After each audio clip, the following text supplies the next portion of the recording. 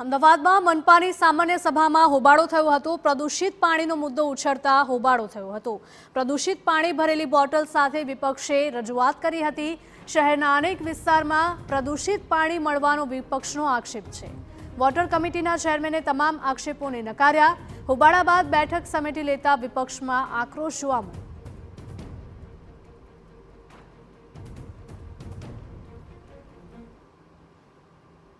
આવે છે એમાં 1 કલાક પાણી મળે છે, 1 કલાકમાં અડધો કલાક પોલ્યુટેડ પાણી મળે છે આ પ્રમાણેનું, અને અમદાવાદ શહેરના નાગરિકો પાણીથી વલખા મારી રહ્યા છે। જ્યારે અમદાવાદ શહેરની અંદર રોગચાળા જેવું વાતાવરણ થાય છે, બહેરામપુરા દાણીમડાની અંદર એક નાનકડી બેબી એક્સપાયર થઈ જાય છે, રોગચાળો ફાટી નીકળ્યો હોય, ત્યારે તમે વખાણ કરવાની જગ્યા પ્રાથમિક પ્રશ્નોની લાગણી સાથે રજૂઆત કરવી જોઈએ। એની જગ્યા તમે વખાણ કરો છો એ યોગ્ય નથી।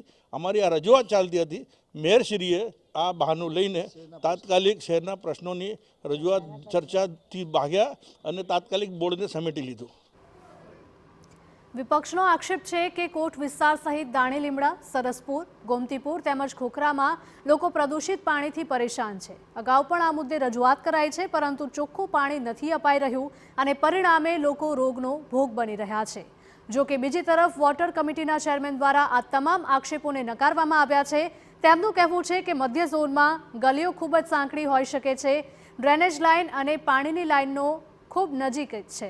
ક્યારેક ડ્રેનેજ લાઇન ઉભરાઈ જતા આવી સમસ્યા સર્જાય છે, પરંતુ બીજા જ દિવસે ફરિયાદનો નિકાલ પણ કરી દેવાય છે। ડ્રેનેજ ભરાઈ હોય એટલે પાણીના કનેક્શનને બધા જોડે હોય, નાની રસ્તો છે 3 ફૂટનો, એટલે એના હિસાબે કદાચ થયું હોય તો બીજા દિવસે ડ્રેનેજનો જે ચોકઅપ થયું હોય એનો નિકાલ થયો હોય એટલે બીજા દિવસે પાણી પણ ત્યાં ચોખ્ખું થઈ જતું હોય છે। એટલે જે વાત કરે છે કે કાયમ માટે આવે છે એ વાત સદંતર કોંગ્રેસની ખોટી છે। અને જે વાત કરે છે કે આ ગંદા પાણીથી બાળકનું મૃત્યુ થયું, તો ગંદા પાણીથી મૃત્યુ થયું હોય એવો આપણને એવિડન્સ એ આપે। એ ખોટી વાહિયાત વાતો કરે છે કોંગ્રેસ, ક્યાંય એવું બન્યું નથી। આવા વિસ્તારોમાં ગટર લાઇન બદલવા ટેન્ડર પ્રક્રિયા પણ હાથ ધરાઈ હોવાનું વોટર કમિટી ચેરમેને જણાવ્યું છે। જો કે આ મુદ્દે ચર્ચા કરવાના બદલે બેઠક સમેટી લેવાતા વિપક્ષમાં રોષ છે।